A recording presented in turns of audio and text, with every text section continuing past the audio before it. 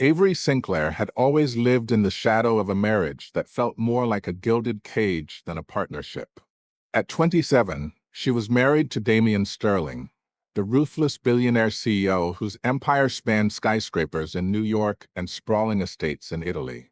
Their union had been a marriage of convenience 5 years ago, brokered between powerful families to secure alliances and fortunes. Damian, the possessive alpha male with a reputation that struck fear into boardrooms and bedrooms alike, had never hidden the truth. It was business, nothing more. No love, no passion. Just a cold arrangement where she played the role of the perfect little wife in his luxury lifestyle. But Avery remembered everything from her previous life. The heartbreak, the betrayal, the way Damian had fallen obsessively for a young college girl named Stella Alonso, a bright, sunshine personality with no family backing, working part-time at a cozy coffee shop. He had pursued her relentlessly, like a dark romance unfolding. Forced proximity turning into forced marriage threats, jealousy fueling revenge against anyone who stood in his way. Avery had fought desperately to keep him, using every trick, but in the end, his obsessive nature had destroyed her family, ruined her life, and left her leaping from a high rise in despair. He had stared at her broken body with disgust, muttering that she had dirted his world. Now, reborn before that fateful meeting, Avery was determined to change it all. She wouldn't be the cannon fodder in their enemies-to-lovers story. No more pining. No more destruction. It started innocently enough. Avery found herself at the coffee shop where Stella worked, sipping bitter black coffee and watching from a corner booth like a shadow. She was curious. What made this girl so special that she could shatter a 10-year obsession? Stella was young, vibrant, with a clear voice like wind chimes and a kindness that drew people in. As Avery stared, lost in thought, Stella approached with a radiant smile. "Would you like a refill, ma'am?" Avery snapped out of her trance, grateful she was a woman. Otherwise, she'd look like a total creep. "Yes, please." Still black coffee. Stella returned quickly with the cup, hesitating before speaking. "You've had two already. It's great for a pick-me-up, but it's harsh on the stomach. Maybe he's up next time." She was so genuinely caring, so outgoing. Avery glanced at the coffee, then gathered her bag. "Sure. Check, please." Stella beamed, happy to be heard, and rang her up. "That'll be $87 today. Cash your card." Avery paid silently and left, her mind swirling. In her past life, she had never even met Stella face to face, just photos and a name. Damian had protected her like a rare treasure, while Avery lost everything. On the drive home in her sleek Maybach, her driver broke the silence. "Ma'am, today is your 5th wedding anniversary with Mr. Sterling." Avery rubbed her temples. 5 years. Every year, she had prepared candlelit dinners in their penthouse overlooking Manhattan, lavish gifts wrapped in Cartier boxes. This year, she felt nothing. The car pulled into the driveway of their opulent New York penthouse, and to her surprise, Damian's Bugatti was already there. He was home, rare for the grumpy billionaire CEO who preferred his private jet escapes or late nights in the red room of his desires. She stepped inside, the marble floors echoing under her heels. Damian lounged in the living room, extinguishing a cigarette with precise movements. He looked up, his dark eyes piercing. "Standing there like a statue? I didn't expect you home." She bent to change into her Hermes slippers, simple, elegant gray, but suddenly hated them. They reminded her of the dull luxury she had trapped herself in. Compared to Stella's cute red smiley pin on her blue apron, Avery's life felt monotonous, expensive but empty. She kicked them off, walking barefoot into the room. Damian's brow furrowed. "No shoes. Don't feel like it." He smirked faintly. "What's the stimulation today?" She sat across from him, calm. "Maybe meeting your future true love." He was scrolling his phone, not looking up. Then, abruptly, "Let's divorce." Avery's heart steadied. She laughed softly, a sound he knew well from her past manipulations, but this time it was genuine. He tossed his phone aside, eyeing her with that familiar, condescending warmth. "Avery Sinclair, what game are you playing now?" "I'm serious. 5 years." You won't ever love me. Let's free each other. In a month, at a grand business gala hosted by Sterling Enterprises, Damien would spot Stella working as a hostess and become instantly obsessed. He would pursue her with mafia boss intensity, possessive, jealous, ready to burn the world for her. Avery refused to be the obstacle again, the one pushing her family into the abyss. Her seriousness must have shown, because Damien's face darkened. The obsessive alpha male in him surfaced, cold and unyielding. You're mine to toy with now? He laughed, but his eyes were ice. 5 years ago, you begged to marry me. Now you want out. You're playing me? 5 years ago, his grandfather's illness had forced the marriage, a humiliation for the dominant billionaire who needed a stable alliance to take full control. He had tolerated her, nothing more. Avery smiled bitterly. Don't you want to continue this empty marriage? Empty. He savored the word, then mocked. Feeling lonely? Needy? She was choosing words carefully when he stood, crossing to her in 2 strides. He pulled her into his arms, his body hard and commanding against hers. Lonely? Why not call me? Still playing hard for divorce? That's not. But he knew he had no real interest. It was just to humiliate her. She was 27, technically still untouched in passion, radiating resentment more than allure. Avery, I know it's our anniversary, but I'm not interested in celebrating. If you're using this to push divorce, don't bother. He loomed over her, voice cold again. She stood, meeting his gaze. Think about it. My usefulness is over. You need freedom more than I do. She headed upstairs to the master suite, leaving him behind. Soon, the slam of the door echoed, followed by his engine roaring away. Peace, finally. Her phone buzzed, a friend inviting her out to a high-end club. After years of saying no, Avery agreed instantly. Why not? Anniversary isn't a funeral. She opened her closet, a sea of black, white, gray.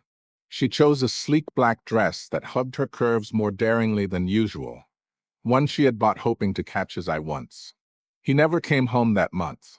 Makeup done, she grabbed the keys to her red Ferrari and sped to the club. A few drinks in, her inhibitions loosened. Her friend teased, "Spot any hot guys? Go for it. We can't lose to scandals." Tipsy, Avery approached a young college guy at the bar, tapping his shoulder. "Hey, handsome. Drink. My treat." He turned apologetic. "Sorry, sis. I have a girlfriend." She bowed dramatically and moved on, stumbling slightly. Another guy helped her up, but her vision blurred, his face morphing into Damien's cold stare. She tried to stand, palm landing on broken glass. Blood welled, and darkness took her. She woke in their penthouse bedroom, hand bandaged. How? Damien leaned against the balcony railing upstairs, cigarette in hand, voice lazy. Had fun. She spotted the college guy nowhere. Where did you hide him? His face twisted in rage at the mention. He grabbed her wrist, dragging her to the walk-in closet. Who allowed you to dress like that? She glanced down. The dress clung provocatively. Not your business. He hooked a finger under the strap, pulling it aside roughly. Punishment in his touch, dominant as always. You think any man wants that body? She stayed calm. Rumors about you and that actress, true? None of your concern. Then mine's none of yours. If no divorce, we play separately. She was done begging for his attention. Soul freed. Men were hypocrites. He could play, but his nominal wife had to stay pure. Damien wasn't exempt, even if he didn't love her. He sneered, then suddenly pinned her against the wall, body pressing hard. Want me to develop you first? No. She pushed him away. He squinted sharp. He saw the change, pinching her chin, forcing eye contact. A woman obsessed for 10 years, suddenly like this? She smiled dryly. Guess. Our marriage isn't simple. Dissolving it means chaos. If you're lonely, play, but no bastards. I won't claim them. Rage surged. She slapped him hard, palm stinging, his cheek marked. He turned slowly, eyes deadly. Her hand bled again, wound reopened. He glanced, then left coldly. Better heart bleeding than literal, she thought. After that, Damien vanished again, paparazzi shots with models, yachts, private jets. Avery counted days half a month until he met Stella. She visited the coffee shop often, watching Stella's smiles. If she were a man, she'd fall too. One day, a colleague told Stella, "Your boyfriend's here." A clean-cut college guy entered with snacks. Her actual boyfriend, soon to be discarded brutally by Damien's jealousy. Avery hid, leaving quickly. On the way home, she spotted him at a light. Impulse, or revenge, she accelerated, accidentally hitting him. Blood on his leg. Sorry. Hospital. She paid everything, compensated generously. His name young, ordinary family. Perfect for petty revenge. Steal her boyfriend like she stole hers. Though Damien forced it later. She visited often, playing big sister, buying tonics, hiring nutritionist cooks for home. Hired help for the penthouse too, maids. One resembling Stella's future mother-in-law. Coincidence? The world turned funny. Damien returned sporadically, noticing changes but saying nothing. One gala night, parents attending, she wore a daring red gown, Van Cleef jewels sparkling. He ignored her until the car, then wasted on you. She teased her chest. Too small. His face blackened. Behave. Why? Years of behaving got me nothing. At the event, she mingled briefly, then sat alone, next to his latest fling. Gossip flew. The actress boasted gifts, houses. Avery's parents arrived, concerned. She clung to her mom, venting lightly. Hiring help, gaining weight because Damien said she was too thin. The fling fled embarrassed. Later, parking garage, Damien tangled with the actress. She locked her car, ignoring. He knocked, demanding out. Phone call, come out. No. He left with the woman furiously. Avery went to parents' estate, craving home. Mom made late-night comfort food. Tears finally fell, not from pain but love. Reborn, she appreciated family more. Guilt from past life eased slowly. Hospital visits continued, with Stella there often. One day, she dragged Stella toward a doctor friend. Maybe introduce early, disrupt fate. But missed. Back home, more tonics, cooks. Damien caught her spitting bitter medicine, disgust in eyes. You again. This is my home too. She sprayed medicine on him accidentally. He grabbed her wrist, but she wiped his face roughly. Familiar bitterness spread. Upstairs, she played cello, long neglected because he called it noisy. Now, she played defiantly. He burst in, noisy as hell. So divorce. I can play loud anywhere. Want new lovers? Problem? You said no public. He pinned her again, dark promise. You'll regret marrying me your whole life. She stared. Soon he'd beg divorce for Stella. But he dragged her to dinner, to bed. Punishments hinting heat-torn fabrics against walls, belts whispering threats, bath steams turning playful dominance. High sweet moments crept in. Private jet surprises, Italian villa escapes on his yacht. Yet abuse lingered, jealousy flares, revenge cold shoulders. Pregnant? Not yet, but air talks loomed. You're mine, he growled often in passion's aftermath. Baby girl. Good girl. Mine to ruin. She's mine. Every curve, every sigh. She belongs to me alone. Obsessive husband emerging early. Touch her and die. As gala neared, Avery plotted exit, before dark romance consumed him. But Damien watched closer, possessive fire igniting for wrong woman? No, for his little wife. Enemies to lovers, forced marriage renewing. Grumpy to sunshine, her light cracking his dark. Age gap subtle but power absolute. Luxury drowned them, penthouse red rooms, Cartier punishments, Maybach car plays. Jealousy brewed, over her college boy, his flings. Revenge twisted into obsession. He was the mafia-like boss in business, ruthless. And now Avery was his. Mine. She's mine. No one else will ever touch what's mine.